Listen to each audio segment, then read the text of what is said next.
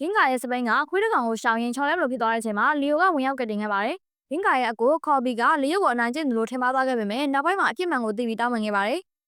Scorpion Stinger ပေါ်မှာ DVS က Maronda ဆိုတဲ့ monster ကို Trakina နဲ့မိတ်ဆက်ပေးခဲ့ပါတယ်။သူမကလူတွေကိုသူမရဲ့ laser amulet ထဲမှာဖမ်းချုပ်ထားနိုင်စွာရှိပါတယ်။လီယိုနဲ့ဂင်းကာတို့ပန်းချံထဲမှာပျော်ရွှင်နေကြတော့ Trakina က Maronda ကို Terra Banshee ကိုတိုက်ခိုက်ဖို့လုပ်လိုက်ပါတယ်။ Maronda ကဂင်းကာကိုလိုက်လံဖမ်းဆီးပြီးသူမရဲ့ amulet ထဲမှာထည့်သွင်းဖမ်းချုပ်သွားခဲ့ပါတယ်။လီယိုကသူမကိုမကယ်တင်နိုင်ခဲ့ပါဘူး။လီယိုကခိုဘီကိုဖြစ်ပျက်ခဲ့တာတွေပြင်ပြတဲ့အခါခိုဘီကဝမ်းနဲ့ဒေါသထွက်ပြီးဂင်းကာကိုမကာကွယ်နိုင်ခဲ့တဲ့အတွက်လီယိုကိုပြစ်တင်ခဲ့ပါတယ်။ခိုဘီကမာရွန်ဒါကိုတယောက်တည်းတွားရောက်ရင်ဆိုင်ခဲ့ပြီးသူ့ညီမကိုပြန်ပေးဖို့တောင်းဆိုခဲ့ပေမဲ့မွန်စတာကသူ့အနိုင်ကိုတိုက်ခိုက်ခဲ့ပါတယ်။လီယိုရောက်လာပြီးခိုဘီမမြင်အောင်မော့ဖ်လုပ်ပြီးမာရွန်ဒါကိုတိုက်ခိုက်ခဲ့ပါတယ်။တခြားရင်းချတွေလည်းရောက်ရှိလာခဲ့ပါတယ်။လီယိုကမာရွန်ဒါရဲ့အညွန့်လက်ကိုဆွဲဖြုတ်လာနိုင်ခဲ့ပါတယ်။အဲဒီအချိန်မှာမာရွန်ဒါကမွေးပုံစံဆိုင်ကယ်တွေကိုခေါ်ယူပြီးပါရင်းချတွေကိုတိုက်ခိုက်ခဲ့ပါတယ်။ခိုဘီလည်းသူ့ဆိုင်ကယ်နဲ့မွန်စတာနောက်ကိုလိုက်သွားခဲ့ပေမဲ့ချော်လဲသွားခဲ့ပါတယ်။လီယိုက Red Caster ဆိုင်ကယ်နဲ့ရောက်ရှိလာပြီးမာရွန်ဒါရဲ့ဆိုင်ကယ်ကိုဖျက်ဆီးပလိုက်ပါတယ်။လီယိုကအညွန့်လက်ထဲမှာပိတ်မိနေတဲ့ဂင်းကာအပါအဝင်လူအားလုံးကိုလွှတ်ပေးလိုက်ပါတယ်။ဒါပေမဲ့မာရွန်ဒါကအကောင်ကြီးဖြစ်ပြန်ပေါ်လာခဲ့ပါတယ်။လီယိုကခေါ်ဘီကိုဂင်းကာနဲ့အတူဘေးလွတ်ရာကိုသွားခိုင်းပြီးဂလာစီမန်ဂါဆော့ကိုခေါ်ယူလိုက်ပါတယ်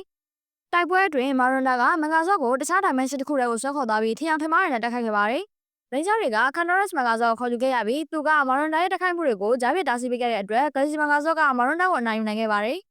နောက်ပိုင်းမှာခေါ်ဘီကလီယိုကိုသူ့ရဲ့ရန်ဆိုင်တဲ့အပြုအမူတွေအတွက်တောင်းပန်ခဲ့ပြီးသူတို့နှစ်ယောက်ပြန်လည်တည်ငြိမ်သွားခဲ့ကြပါတယ်။မိုက်ခါဗီလာမတ်စ်နဲ့စတင်ဝင်းကတွေဂလာဒါဘစ်တွေကိုဖျက်ဆီးဖို့ပစ္စည်းတွေတည်ယူနေရတွေ့ရှိခဲ့ပါတယ်။ခက်ကလာကဒစ်တစ်ခုကျဆင်ခဲ့ပြီးမိုက်ကအဲ့ဒါကိုကောက်ယူလိုက်တဲ့အချိန်မှာကမ်မလစ်ဆိုတဲ့မွန်စတာနဲ့ဆိုင်တွေ့ခဲ့ရပါတယ်။ကမ်မလစ်ကမိုက်ရဲ့တိုက်ခိုက်ပုံကိုစကန်ဖတ်ပြီးသူ့ရဲ့မက်ဂနာဘလစ်စတာကိုပုံတူပွားကမိုက်ကိုအနိုင်တိုက်ခိုက်ခဲ့ပါတယ်။တခြားရင်းချတွေရောက်လာတဲ့အခါကမ်မလစ်ပြောက်ကွယ်သွားခဲ့ပါတယ်။ Scorpio Stinger ပေါ်မှာ Trakina ကကမ်မလစ်ကိုချီးကျူးခဲ့ပြီးကမ်မလစ်ကရင်းချတွေတိုက်ခိုက်ပုံဗီဒီယိုဖိုင်ဟောင်းတွေကိုလေ့လာနေခဲ့ပါတယ်။ Terra Banshee ပေါ်မှာခက်ကလာနဲ့ဗီလာမတ်စ်တို့ဟာဂလာဒါဘစ်တွေကိုဖျက်ဆီးဖို့အစွမ်းထက်လေစာတစ်ခုကိုတိစောက်နေခဲ့ကြပါတယ်။ကမ်မလစ်ကရင်းချတွေကိုကြားပြတိုက်ခိုက်ခဲ့ပါတယ်။ကမ်မလစ်ကလီယိုရဲ့တိုက်ခိုက်ပုံစတိုင်နဲ့ခွေစာစင်းပေါက်ကိုပုံတူပွားခဲ့ပါတယ်။ရင်းချတွေတယောက်ချင်းစီကသူ့ကိုတိုက်ခိုက်ခဲ့ပေမဲ့ကမ်မလစ်ကသူ့ရဲ့တိုက်ခိုက်ပုံတွေနဲ့လက်နက်တွေကိုပြန်လည်အသုံးပြုပြီးသူတို့ကိုတိုက်ခိုက်ခဲ့ပါတယ်။ရင်းချတွေလိုက်ဆော့အိုရီယန်ကိုတတ်သိမ်းခဲ့ပေမဲ့ကမ်မလစ်ကအဲ့တိုက်ခိုက်မှုကိုတော့ပုံတူပွားပြီးသူတို့ကိုအနိုင်ယူကထွက်ခွာသွားခဲ့ပါတယ်။ရင်းချတွေကကမ်မလစ်ဟာသူတို့ရဲ့လှုပ်ရှားမှုအားလုံးကိုကြိုသိနေပုံရတယ်လို့သုံးသပ်ကြပါတယ်။ခိုင်ကသူ့ကိုကွန်ပျူတာတစ်လုံးနဲ့နှိုင်းယှဉ်လိုက်ရကနေလီယိုကသူတို့ကိုအနိုင်နိုင်မဲ့အကြံတစ်ခုရသွားခဲ့ပါတယ်